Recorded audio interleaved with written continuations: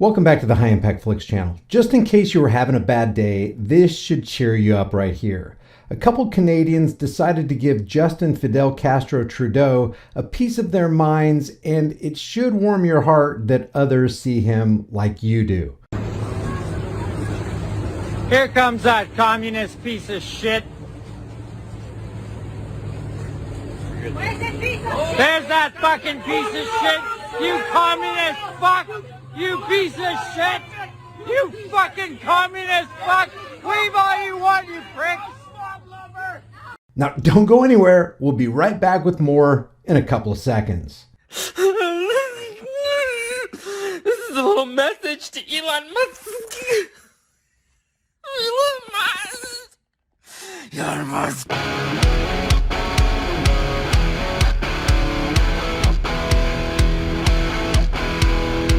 I've talked a lot about the importance of health on this channel. You could have all the money, fame, and friends in the world, but if you don't have good health, life can be super miserable for you. Today's sponsor makes a product called C60 EVO. I'm promoting it because it's part of my daily routine. Why? Because with 1 teaspoon of C60 EVO in the morning, I've noticed an improvement in my mental focus, in my energy, and I'm even sleeping better at night. And it's a known antioxidant 172 times more powerful than vitamin C. Take advantage of my code under the description and get an additional 10% off. Well, he actually did it. Elon Musk bought Twitter. And boy, oh boy, do people have opinions. So let's go through some of them, starting with little Brian Stelter from the Communist News Network. Look, who knows? I think that's an example of a broader question for Twitter, which is, if you get invited to something where there are no rules, where there is total freedom for everybody, do you actually want to go to that party? Or are you going to decide to stay home? And that's a question for Twitter users. Some Twitter users might love the idea that there's going to be absolutely no moderation and no rules at all.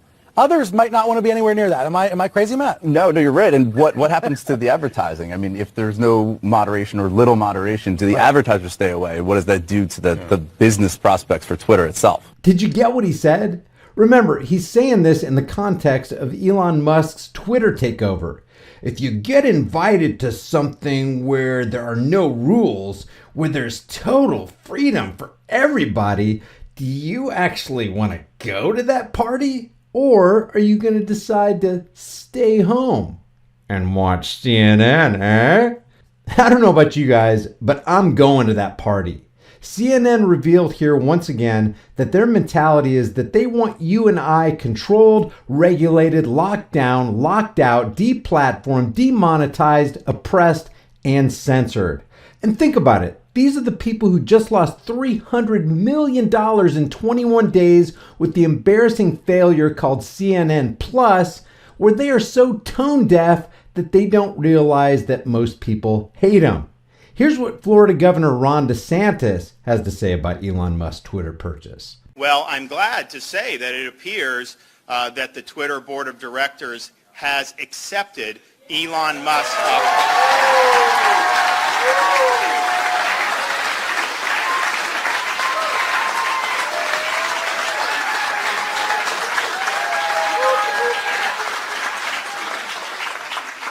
And I just think it's very telling that you have some of these legacy media outlets in D.C. and New York saying that this is such a bad thing because Musk believes in free speech.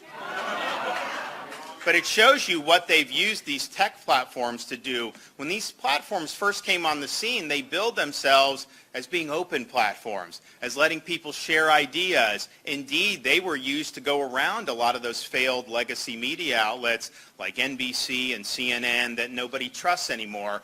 And yet it seems like over the last 5 or 6 years, these big tech companies, including Twitter, have gone from being open platforms to being enforcers of the narrative. And if you dissent from that narrative, you can be silenced. You can be deplatformed. If you report things that are inconvenient to the narrative, like the New York Post did with Hunter Biden, they will take it down or freeze your account. If you do satire that bites too hard, like the Babylon Bee did, they will freeze your account. And so that is not healthy for a free society. And so my hope is that with Elon Musk taking this private, he's going to open it up and let people be able to speak. And here's all I know. The people that want to enforce orthodoxy and want to stifle dissent, they only do that because they know their ideas cannot stand scrutiny. They know that if people are able to speak their mind, that people will reject these phony narratives that they're always trying to shove down our throats. And so I think it's an important step. I look forward to seeing what ends up coming. I mean, not that it's the most important platform. There's a bunch of other platforms. But I think this is a blow for free speech. And I can tell you just from the shareholders' perspective in our State Board of Administration, we are 100% supportive of what the Twitter Board of Directors did to accept Elon Musk's offer. DeSantis may have misspoken there. If Elon Musk actually does what he says he's going to do, rather than this being a blow to free speech, this should enhance and promote it. There's almost nothing I disagree with in what DeSantis said here.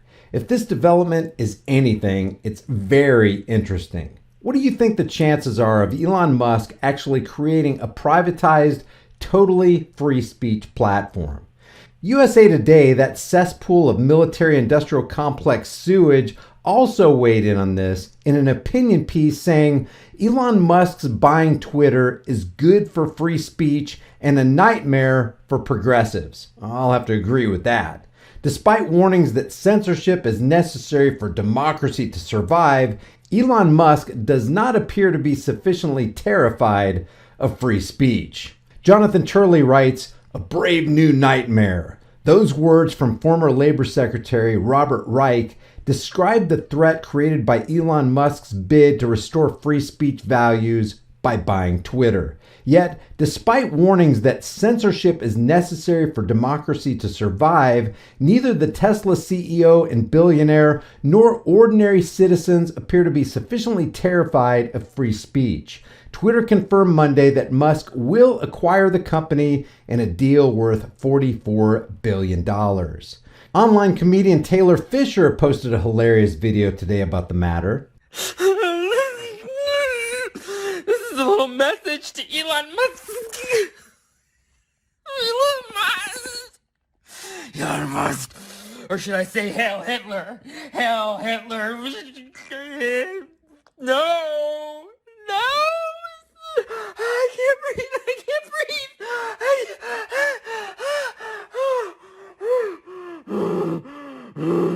You think you can just let people speak freely? That's not how free society works. Because if you speak free, if you want people to be free, then they can't speak freely. You need to if you want people to be free, then they need to speak freely. But if they speak freely, they're a Nazi. So if you speak freely, you're what I'm saying is, if you didn't get your boosters, you killed my grandmother.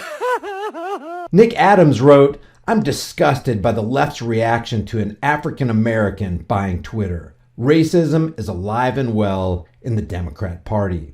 And just to show you how delusional people are about this and how misplaced their priorities can be, this person tweeted, "Elon buying Twitter will be the saddest day of my life.